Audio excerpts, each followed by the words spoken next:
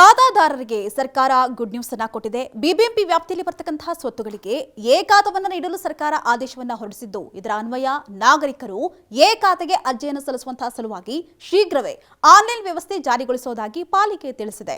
ಇನ್ನು ಇತ್ತೀಚೆಗಷ್ಟೇ ಸರ್ಕಾರದ ಸ್ವತ್ತುಗಳಿಗೆ ಎ ಹಾಗೂ ಬಿ ಖಾತೆ ಎಂಬಂತಹ ಪ್ರತ್ಯೇಕ ದಾಖಲೆಯ ವಿತರಣೆಯಿಂದ ಸಮಸ್ಯೆಯಾಗ್ತಾ ಇದ್ದು, ಇದಕ್ಕೆ ಕೊನೆ ಹಾಡಲು ಎಲ್ಲಾ ಸ್ವತ್ತುಗಳಿಗೆ ಸಮಾನ ಖಾತಾ ರೂಪದಲ್ಲಿಯೇ ಎ ಖಾತೆಯನ್ನು ನೀಡಲು ಸಚಿವ ಸಂಪುಟದಲ್ಲಿ ನಿರ್ಧರಿಸಲಾಗಿತ್ತು.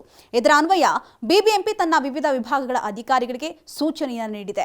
ಇದರ ಅನ್ವಯ ನಿಯಮವನ್ನು ರೂಪಿಸಿ ಪಾಲಿಕೆ ಈಗಾಗಲೇ ಸಜ್ಜಾಗ್ತಾ ಇದೆ. ಇನ್ನು 15 ದಿನಗಳಲ್ಲಿ ಆನ್ಲೈನ್ ಮೂಲಕ ಎ ಖಾತೆಯನ್ನು ನೀಡುವಂತಹ ಸಂಬಂಧ ಎಲ್ಲಾ ಸಿದ್ಧತೆಯನ್ನ ಪೂರ್ಣಗೊಳಿಸಲು ಈಗಾಗಲೇ ತಿಳಿಸಲಾಗಿದೆಯಂತೆ.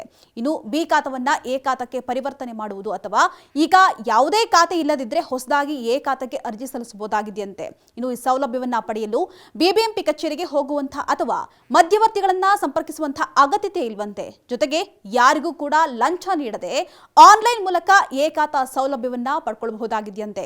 ಇದಕ್ಕಾಗಿ ನಾಗರಿಕರು 15 ದಿನಗಳ ಕಾಲ ಕಾಯಬೇಕಂತೆ.